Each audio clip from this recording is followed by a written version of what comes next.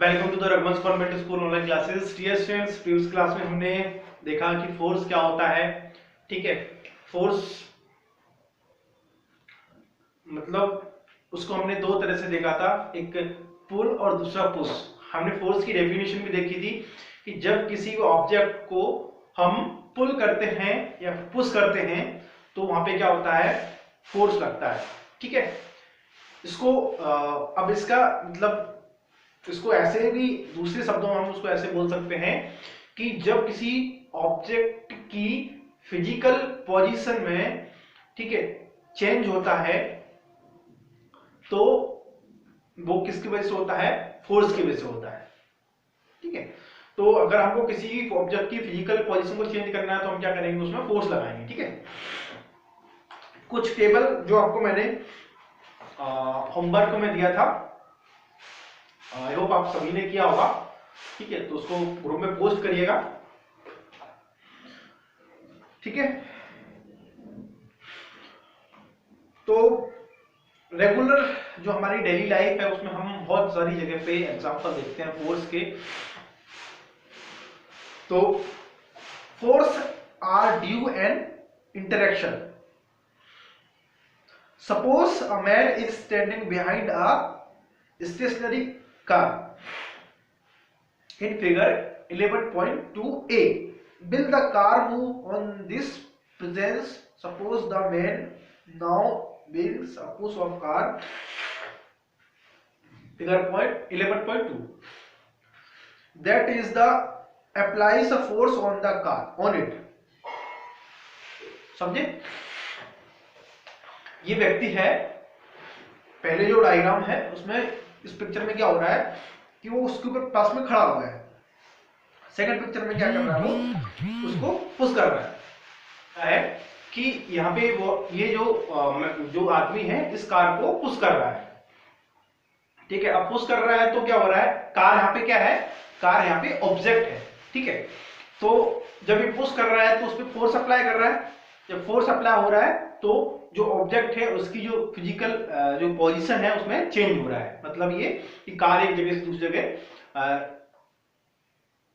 चलने लगी है। ठीक है, क्लियर हुआ? तो इस तरह से आप कुछ और भी एग्जांपल देखे हैं कि ये गाय खींच रहा है, ये जो लड़का है, ये दो लेडीज हैं, वो आपस में हाथ पकड़ के इस तरह से गोल गोल घूम रही हैं। जो हाथ पकड़ रही हैं तो वो क्या कर रही हैं, एक दूसरे को पुल कर रही हैं। ठीक है, पुल कर रही हैं, पुल मतलब खींच रही हैं वो। क्लियर है? तो एक्सप्लोरिंग फोर्स, अब फोर्स को एक्सप्लोर कर रहे हैं हम। देखिए थोड़ा सा और इसको डिटेल में बात करेंगे इसके बारे में। एक्टिविटी है, यहाँ पे एक्टिविटी देखिएगा। Row how you ever seen a game of tug of war. In this game, two teams pull at a rope on opposite direction. मतलब क्या है कि ये जो गेम देख रहे हैं आप यहाँ पे, इस तरह के गेम आप भी खेलते होंगे ना। रस्सी खींच इसको बोलते हैं इंग्लिश में, अपनी भाषा में। ठीक है, तो उसमें क्या करते हैं हम कि दो टीम होती है, एक दूसरी साइड खींचती है तो एक उसके अपोजिट साइड खींचती है रस्सी को। ठीक है, members of both teams try to pull the rope in their direction. Sometimes the rope simply does not move. कभी कभार क्या होता है कि जो रस्सी है वो मूव नहीं करती है। मतलब क्या है, उस कंडीशन में क्या हो रहा होता है कि दोनों साइड से बराबर फोर्स जो अप्लाई कर रहा होता है। मतलब कि सपोज करिए ये रस्सी है, ठीक है, एक ये टीम है और एक ये टीम भी है। अब इसको दोनों खींच रहे हैं और ये बीच में मतलब बीच में मूव नहीं कर रही है, बीच में है। ठीक है, अब ये जब मूव नहीं कर रही है तो मतलब क्या है कि ये दोनों साइड से जो फोर्स अप्लाई कर रहे हैं वो बराबर हो रहा है। अब एक साइड फोर्स कम हो ज्यादा होगा तो वो साइड मूव करने लगेगी। सपोज करो इस साइड का फोर्स ज्यादा होगा तो इस साइड मूव करने लगेगी। मतलब इस साइड का ज्यादा होगा तो इस साइड का ऑटोमेटिकली कम हो गया। क्लियर हुआ? और जब इस साइड का ज्यादा हुआ ना तो इस साइड का ऑटोमेटिकली कम हो जाएगा, ठीक है, तो वो इस साइड मूव करने लगेगी। क्लियर हो? तो फिगर 11.3 में यही दिखाया है। What is this example suggests about the nature of force? Nature of force की बात कर रहे हैं हम, मतलब फोर्स की जो प्रवृत्ति है वो किस तरह की है, उसका नेचर किस तरह का है।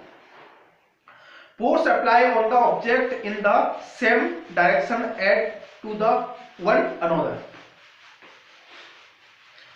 इंपोर्टेंट पॉइंट है, इसको ध्यान से देखिए, एक बार फिर से रिपीट कर रहा हूं। Force applied on an object, force applied on object, object क्या होगा यहाँ पे, उस कंडीशन में कार ऑब्जेक्ट था, एक कंडीशन में जो काऊ थी वो ऑब्जेक्ट था, ठीक है।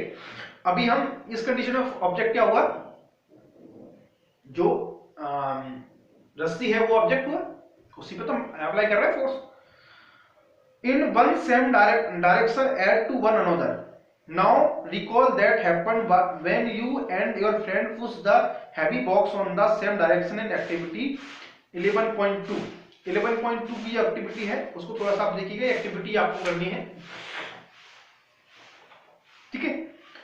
If the two force act on the positive direction on subject, the net force acting on it is the difference between the two force, ठीक है, difference between the two force। But did you observe on activity 11.2? 11.2 activity बहुत important है, इसको एक बार आप जरूर read करिएगा, है आपके लिए होमवर्क है। When both of you were pushing on the heavy box from opposite direction। अब इस एक्टिविटी में क्या है, थोड़ी सी बात कर लेते हैं। इस एक्टिविटी में एक बॉक्स है और दो फ्रेंड है, तो वो क्या कर रहे हैं, एक साइड, एक पहले उसमें क्या कर रहे हैं, वो पहली बार वो उसको एक साइड से दोनों पुश कर रहे हैं, ठीक है, दोनों लोग एक साइड में है और एक साइड से पुश कर रहे हैं, तो वो दूसरी साइड को मूव कर रहा है। लेकिन दूसरी उसमें क्या कर रहा है, वो डायग्राम बी में देखिएगा, वो अपोजिट डायरेक्शन में है, एक साइड खड़ा हुआ है तो एक साइड खड़ा हुआ है और बीच में वो है बॉक्स है, और वो दोनों को दोनों साइड से वो धक्का मार रहा है उसको। जब दोनों साइड से धक्का मार रहे हैं तो क्या होगा, बॉक्स कहीं नहीं खिसकेगा, या फिर ऐसा होगा कि किसी में जो है वो ताकत ज्यादा होगी, कोई ज्यादा तेजी से फोर्स मारेगा, ज्यादा जोर से धक्का मारेगा, तो फिर वो दूसरी साइड की तरफ खिसक जाएगा, मूव कर जाएगा, ठीक है। We learned that the force could be longer or smaller than the other or equal to each other. The state of the force is usually expressed in the magnitude. State of force is usually expressed by magnitude. State force क्या होता है, जो सीधी direction लगता है। यहाँ पे जो box में जो धक्का मार रहे हैं ना, ये पुश कर रहे हैं उसको, तो वो सीधी डायरेक्शन लग रहा है, ठीक है, तो उसको हम क्या बोलेंगे, magnitude. It is the direction in the magnitude of the applied force change if effect also change. Let us now find the happen when a force act on one object. मतलब जब कोई ऑब्जेक्ट पर कोई force apply होता है तो क्या होता है, उसके बारे में हम स्टडी करेंगे, ठीक है। तो इसके लिए हम नेक्स्ट क्लास में स्टडी करेंगे। आज के लिए इतना काफी है। आप जो 11.2 है ना एक्टिविटी है, उसको आप अच्छे से रीड करिए, ठीक है, और इसको देखिए। इसको आप रीड करने का मतलब ये है कि रीड तो मैं भी करके बता सकता हूं आपको, है ना। रीड करने का हमारा मोटिव नहीं है, हमारा मोटिव साथ में प्रैक्टिकल करने का है, क्योंकि जो एक्टिविटी होती है वो प्रैक्टिकल करने के लिए होती है। तो आप इसको ऐसे कर सकते हैं कि आपके घर में, परिवार में आप दो लोग हो सकते हैं, आपके छोटे भाई बहन को ले लीजिए या आप अपने बड़े भाई बहन को ले लीजिए, और दोनों इस एक्टिविटी को करके परफॉर्म करके देखिए क्या होता है, ठीक है। एक बार इसको रीड करिए और अच्छे से, जो मैंने आपको बताया है, क्योंकि यहाँ पे मैं आपको पूरा रीड नहीं करा पाता, कुछ बीच में छूट जाता है, ठीक है, तो आप उसको पूरा रीड करें, जो काम की चीज होती है वो रीड कर रहे हैं, ठीक है। तो हम 11.4 से नेक्स्ट उसमें रीड करेंगे मंडे को, क्योंकि कल तो हमारी कंप्यूटर क्लास रहेगी। ठीक है, पीडीएफ मैंने आपको शेयर कर दी है, आप अपनी कॉपीज उसको कंप्लीट करते जाइए टाइम टू टाइम और उसको चेक करते जाइए। ठीक है, आज के लिए इतना काफी। Thank you for the opportunity.